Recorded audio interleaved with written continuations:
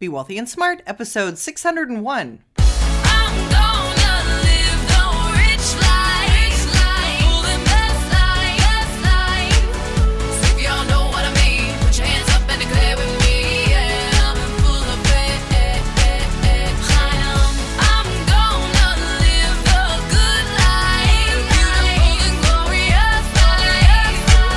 Step into a world of wealth and financial freedom without budgets, boredom, or bosses on Be Wealthy and Smart. And now, here's your host, Linda P. Jones. Welcome to Be Wealthy and Smart. I'm Linda P. Jones, America's Wealth Mentor, empowering women and men worldwide to financial freedom. On today's show, we're going to take a listener question about brokerage accounts, loads, and fees. This is something I haven't really covered on the podcast, but I do have strong opinions about, and I wanted to share them with you. One of the things that I have said about fees in the past is simply a broader discussion of it. And that is, when you're looking at investments, don't choose your investments just based on fees, because the cheapest investment isn't always the best investment. Rather, you want to look at the net performance, the performance number minus the fees to get to the bottom line. Because if you're netting more after paying higher fees, then that's a superior investment to something that is performing less well but has lower fees and you're netting less to the bottom line. So it's all about the bottom line and what you're really putting in your pocket. So I've encouraged you in the past not to make decisions solely based on fees, but to look at overall performance and the net bottom line. I haven't changed my opinion on that, but this is a little bit different situation. This question came to us from Jasper, and he said, "Hey Linda, I was wondering if you can help me with some advice. Currently, I have an account with XYZ, and I'm a little concerned about the fees.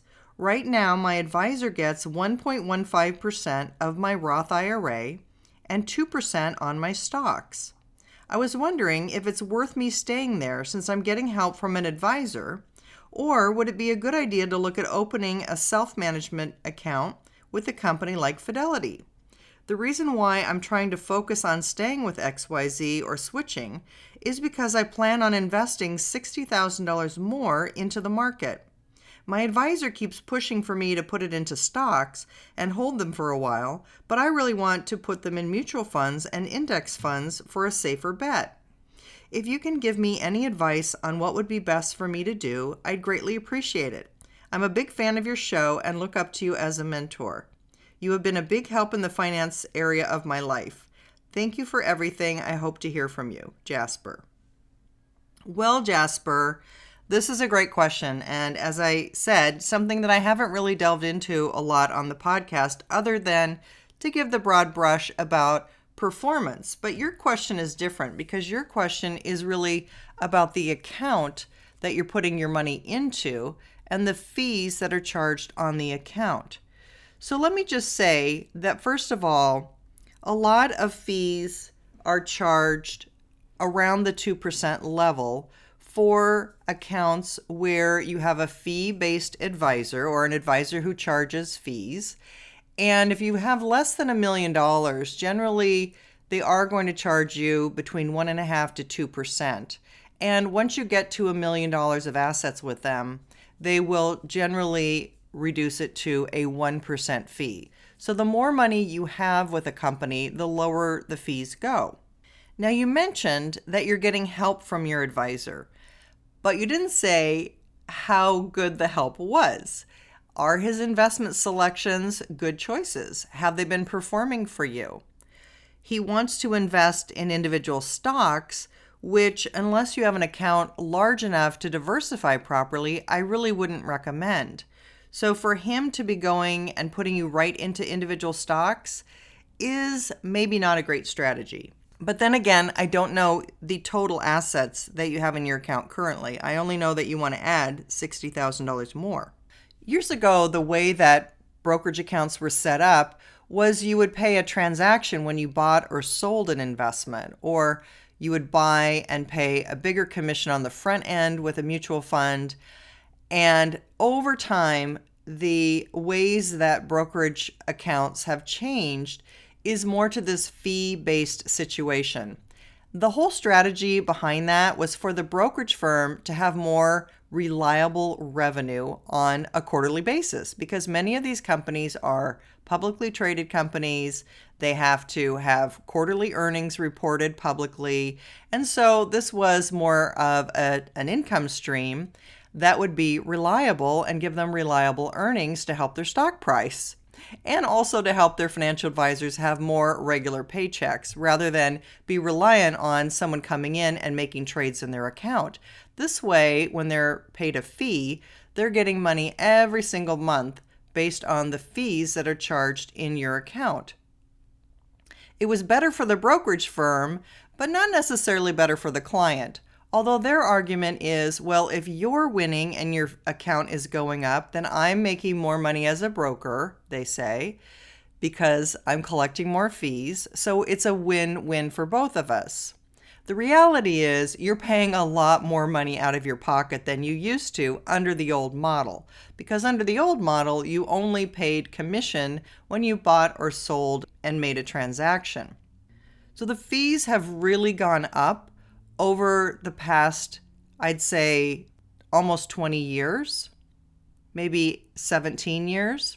But this is something to be very concerned about, because fees can really add up over the lifetime of your account, which I will address at the end of this podcast. The fees that you've described are a wrap account, what's called a wrap account kind of a fee. And that means they're charging a percentage of your assets based on how much you have with them. It doesn't matter whether it's performing well or performing poorly.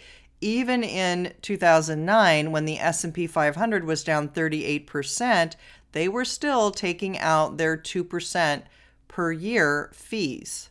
So it doesn't matter what the performance is, they are going to charge fees whether your account's going up or your account's going down.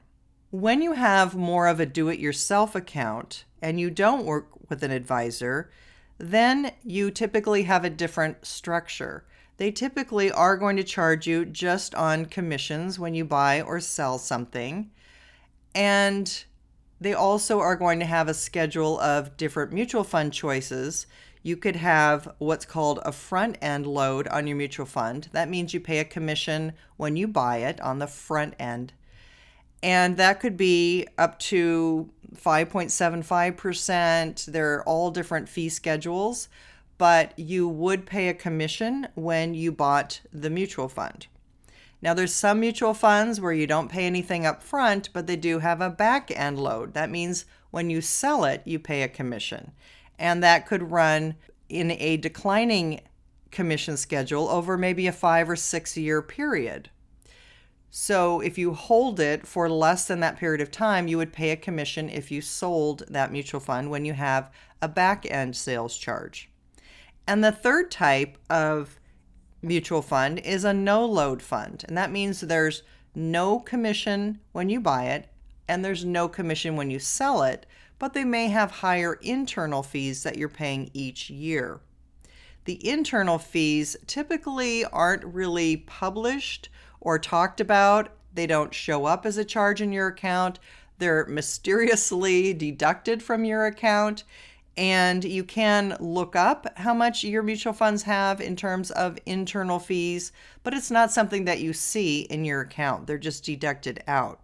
These are also known as expense ratios. And a lot of mutual funds have between 1% to 2%, sometimes even up to 3% total expense ratios that you don't see that are taken out of your account when you're invested in that kind of a mutual fund. So as you can see, Jasper, there's all kinds of fees, some seen, some unseen, some hidden, that are happening in your account when you work with an advisor. The question I have for you is your advisor adding value? Are they giving you suggestions and making good investments for you that are covering their fees? Because if they're not, then why are you paying them? So that is my first question for you.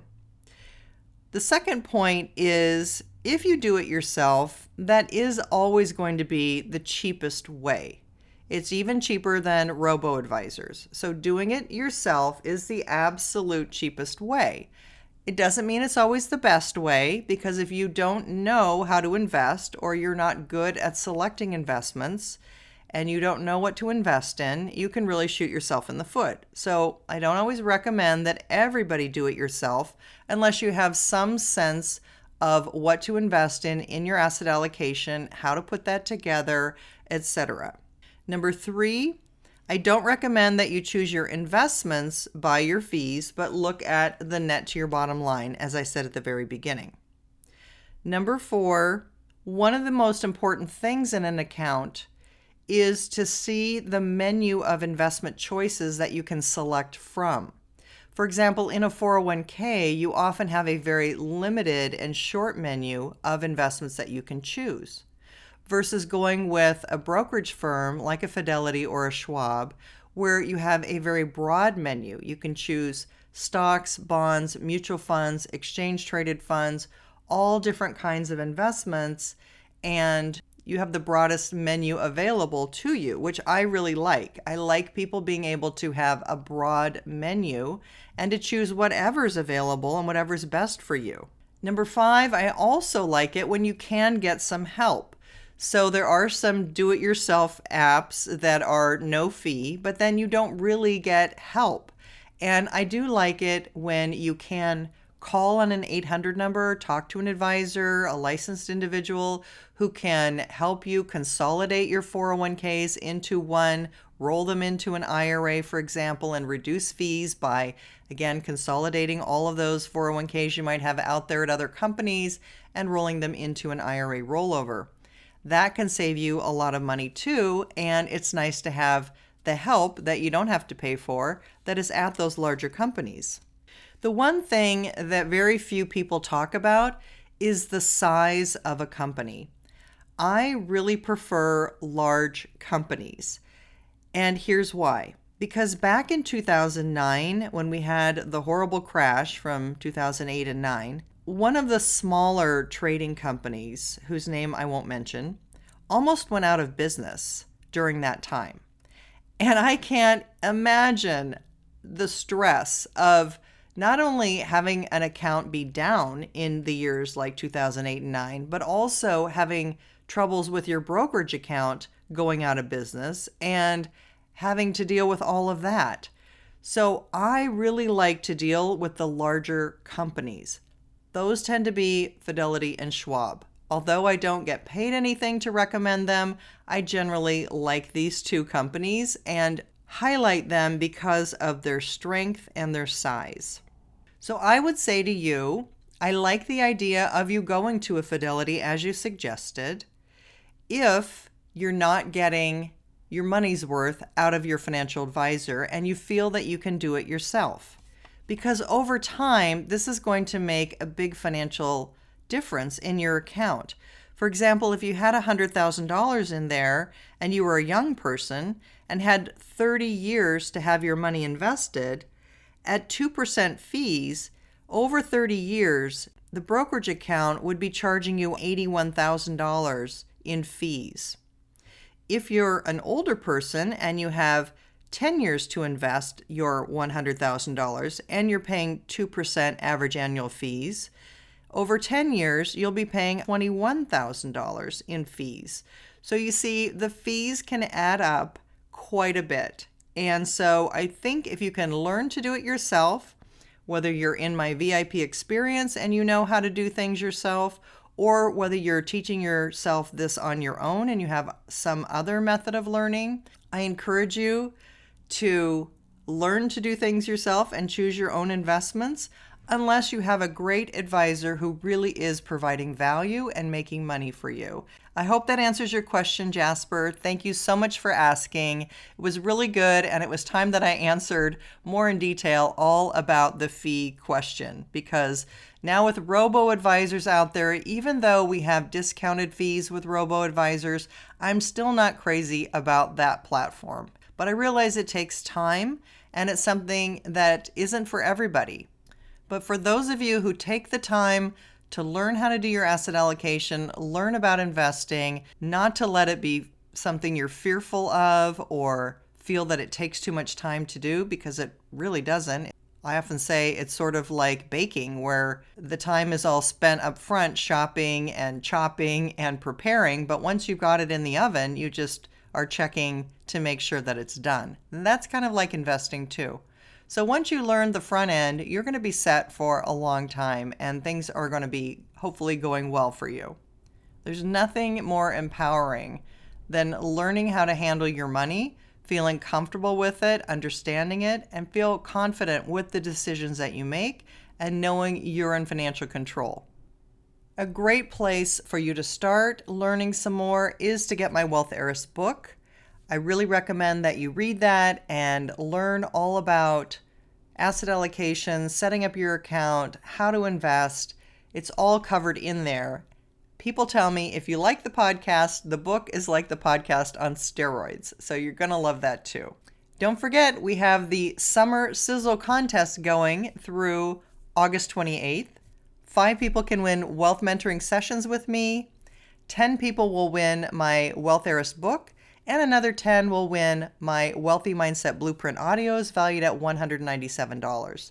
All you need to do is leave a podcast review on iTunes or Stitcher Radio, and your name will be entered into the drawing one time. And if you leave a book review of the Wealth Heiress book, your name will go into the drawing 2 times. Winners will be announced on August 30th's podcast. And if you want to look up any topic on Be Wealthy and Smart, go to my website, lindapjones.com/podcasts, PODCASTS, and use the search box in the upper right-hand corner. You can search all 600 podcasts and find the different topics that you want to learn about. And don't forget, subscribe to Be Wealthy and Smart so you don't miss a single episode. That's all for today. Until next time, live the good life and be wealthy and smart. Thank you for listening to Be Wealthy and Smart with Linda P. Jones. Share the wealth and tell your family and friends about the show. Check out our website, blog, and social media for more riches at www.bewealthyandsmart.com.